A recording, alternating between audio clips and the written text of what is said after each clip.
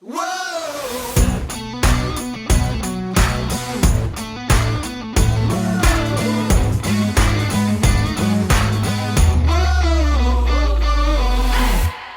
to the What's Our Verdict podcast, where we fashion ourselves cinematic Judge and Jerry. My name is JJ Crowder. I'm here with my co-host, Javier Ortiz. What is up, my nerds?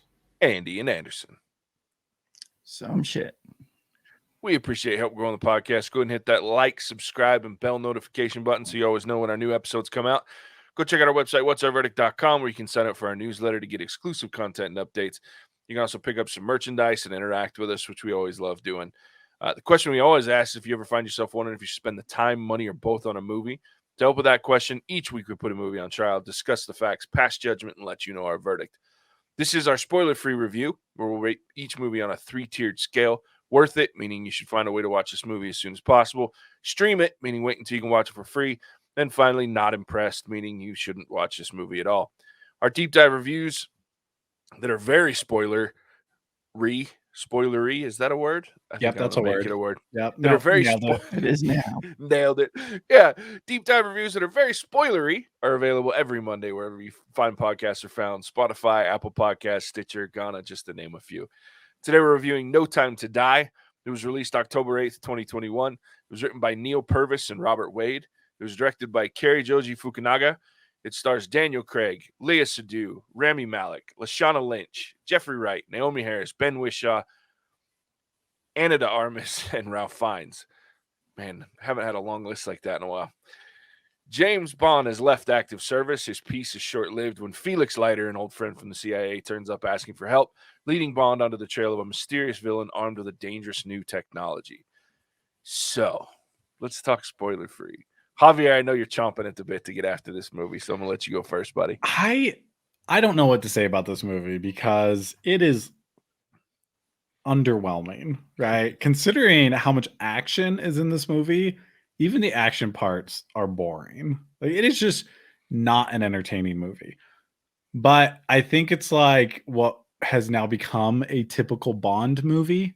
So if you're into those like convoluted stories and super long drawn out like build to this movie, then it is probably up your alley. And if it is, you and this movie deserve each other.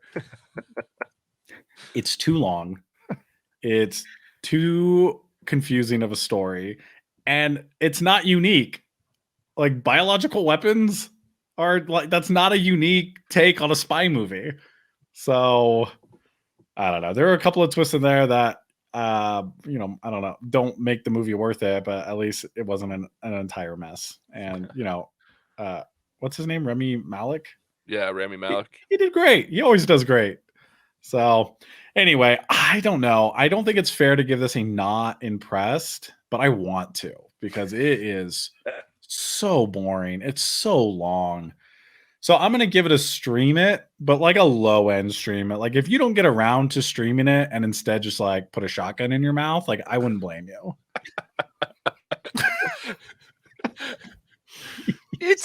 It's worth watching kind of, but if you want to shoot yourself, that's fine. Like slightly above shooting yourself, you know. Oh god. Man, I can't imagine what a not impressed would be. Yeah. I think we got Javier's what would you rather on this particular movie already. I would rather someone else shoot themselves. All right, Ian, what about you, Ed? You know, I kind of struggled with this one. One thing I will say, if you are not completely up to speed on the last however many movies, you're going to miss the beginning like half hour to an hour and be kind of lost as to what's going on. They relied heavily on the prior story, which until Daniel Craig, that really wasn't a thing, right? You used to have your, like, I don't know, it wasn't connected to other storylines. It was a Bond movie and you went and you watched a Bond movie, a Bond story. Whereas this one has been drawn out, built up, and after 2 hours and 45 minutes, I don't think that this is worth sitting through 2 hours and 45 minutes. And if you are going to sit through that, do it at home. And because you're going to have to go back and watch a couple other movies in order to get prepped up for this one. But There's action. I'm willing to bet there's going to be a lot of hype around this movie, but I don't think it's necessarily deserved. And I'll get into some of that on the spoiler free, or no, not the spoiler free, because that's what we're doing. The spoilery. The I think that's the spoilery. word, right? The Spoiler full. But yeah, so spoiler full. So I'm going to go with stream it too. I mean, you're going to get a Bond movie. Is it the best Bond movie? Not in my opinion. That was Casino Royale. So go watch that one instead because it's still good. Yeah.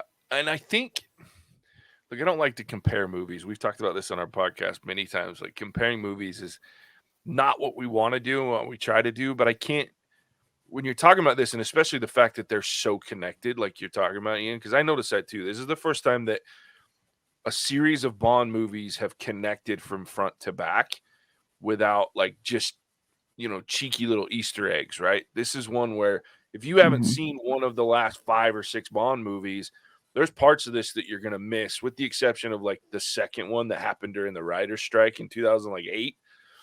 Then you're missing stuff because they connect these, which I like to a degree, but it also opens up for me to compare these movies. And Casino Royale is 2.5 hours long. It feels like an hour and 45 minutes. This movie's 2 hours and 45 minutes and feels like 4 hours. And it's just, and I think that's because they have to connect. They chose to connect all these movies. And so your story becomes bloated because you have to put in explainers and you have to put in this extra stuff that connects everything that when we get into the deep dive that I talk about can be removed from this movie has to do with connecting it to the movies that came before it. And it just, there's so many other ways that they could have done it and still had them connected. And I just feel like, while a really interesting send off for Daniel Craig, who's been my favorite James Bond, it just isn't as good of a movie as I wanted it to be overall. Now, I will say, and build on kind of what Javier talked about with Rami Malek, the acting in this movie is phenomenal across the board, in my great. opinion. Mm-hmm. And some of the action is really, really good. Some of it, surprisingly enough, is really, really bad. And I think that's, for this movie, the last thing I'll say, and spoiler free before we move to the deep dive, is that this movie is a little bit of both things for me. It's, when it's really good, it's really good. But when it's really bad, it is terribly bad. And it pulls you. I can't focus on the things that were so good because I'm so busy going, why is this so bad?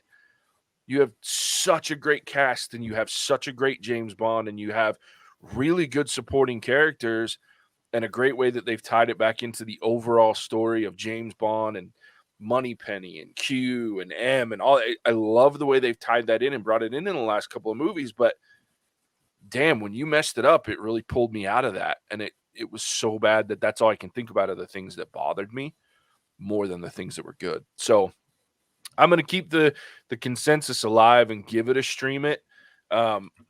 This is one of those movies that I would love for someone on the internet, one of these far more talented people than I, to take it and edit out the crap that isn't necessary. And then I'd be interested to see what this movie looks like with a better edit. Because that's just, I think that could save this movie a lot. Because there's really good parts, but man, when it's bad, it's bad. So, stream it across the board. Yeah. Dude, this is the 2 hours and 45 minutes that made the cut. Can you imagine what didn't make the cut? I'm sure there's another hour or so laid on the cutting room floor, and there should have been another 45 minutes put on the cutting room floor. So, man. All right. Well, that's that.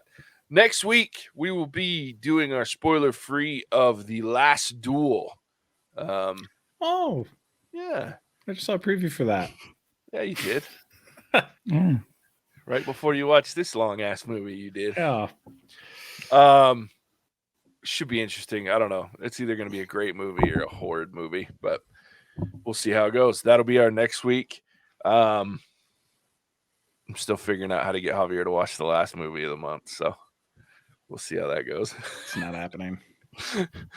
I told Ian last night at the movie, I said, I wish it was streaming because I know I could get him to watch it if it was streaming, but No. Wait, which one is it? Oh, the the last night in Soho. Yeah. So yeah. Come on, dude. It doesn't look that bad. Yes, it does. It's not No, it happening. No, it doesn't Yeah, look it that does. Doesn't look that good either. Anyway, go check us out. You can find us on social media, Facebook, Instagram, and Twitter, all at What's Our Verdict. Communicate with us. We'd love to hear it. Go check out our website, whatsourverdict.com. You'll find there the opportunity to sign up for a newsletter where we send out some monthly content and updates. And then you can also check out our other episodes, as well as check out our merch and listen to our spoiler frees and see some funny trailer reviews we've done, or trailer reactions we've done. So go check out the website. There's lots to do there. Yeah, we appreciate you tuning in. We'll catch you on the next one. Bye-bye now. Cinemagic out. Whoa!